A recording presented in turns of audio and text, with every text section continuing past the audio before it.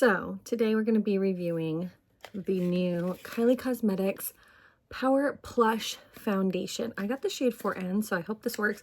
I do have like kind of an old self tan on that desperately needs to be scrubbed off because it's Sunday, and Sundays are typically like my scrub my tan off day, and hopefully it works. So I have the shade 4N, and this says it is a Longwear foundation that seamlessly blends into skin, providing medium buildable coverage with an airbrush satin finish. This retails for $36. I got mine on Nordstrom actually like several weeks before it actually launched, so I don't know how that was possible, but the packaging is super cute. This is what the bottle looks like, and I'm also going to do the concealer as well. I picked this up at Ulta. I have the shade 3N, and the concealer, it says that it is a buildable concealer that instantly brightens, blurs, and smooths to a natural satin finish. And then I'm priming today with this Lawless primer. It's called the Lawless Forget the Filler Skin Plumping Line Smoothing Perfecting Cream, and I do like it. I did use the bronzy drops too, so that's why it's looking a little bronze in some areas. Okay, so it is a thicker consistency, as you can see. Not super runny like my Super Stay skin tint that you guys know I love. So let's go in with this. And, well, it's not a beauty blender, it's the e.l.f. complexion sponge, which I'm obsessed with. And that looks like it's absorbing a lot of the product. I typically like a beauty blender. That's like my tool of choice for foundation. But there are some foundations that you have to use a brush with because it just doesn't give you the coverage you need. Most of the time my sponge is totally fine. I get great coverage with it. But sometimes, like in this case, I'm feeling like it's absorbing a ton of the product, which is interesting because this is a thicker foundation. Like, it's not super serum-y. It's pretty yellow on me actually.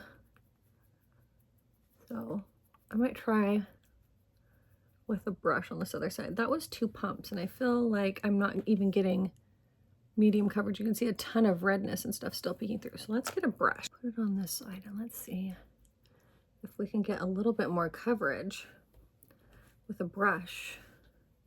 This color is definitely very yellow. Like, this is not neutral whatsoever. I'm feeling this is really, really yellow.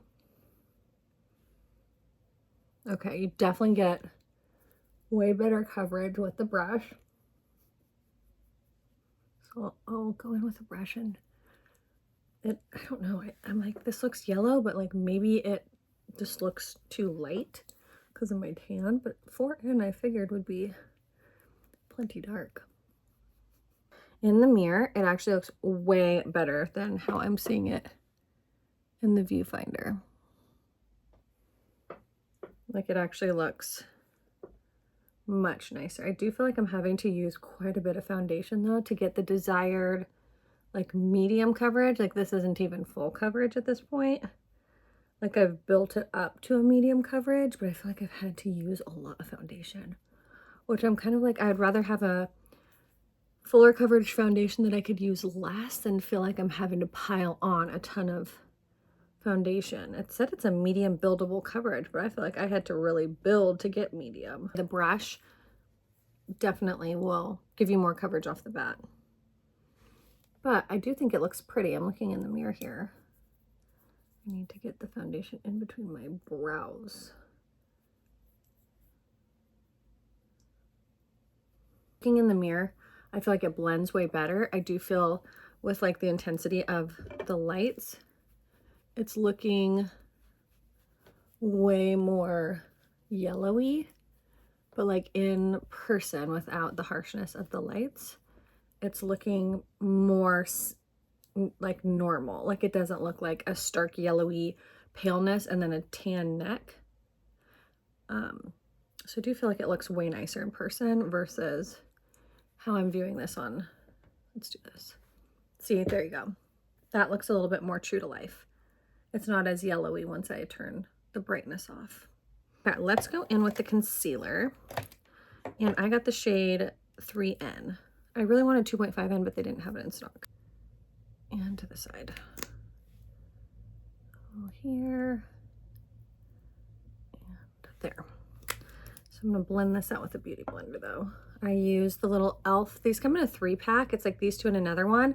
And I just love them. They're the best sponges. This is the Camo Concealer Sponge. And honestly, it's just so good. I love the little point. It's easy to hold. Sometimes I'll use the other side for like cream blush or for powder. I just really, really like it. So this blends really nicely. Now sometimes for my inner corner, I'll just take like a concealer brush and get in there, especially since that was kind of hard to get my foundation up in this corner. And I do tend to have a little bit more darkness there. Obviously, if I did my face first, it wouldn't be as much of an issue to get that area. But blended really nice. It's nice and brightening. I don't feel like it's looking dry and crepey on my under eyes, which is really good. I like a more hydrating, lightweight. I would even be fine with it being less coverage, as long as it doesn't look dry and cakey and heavy in my under eyes, because I'm almost 37 and I have fine lines. I have a lot of them. Look, I get a lot of Botox to get rid of that and it still doesn't work. So I don't like Tarte Shape Tape or that regular e.l.f. camo concealer. Like, those are so heavy for my under eyes. They just cannot handle it. So I like a thinner, more serum-y type product.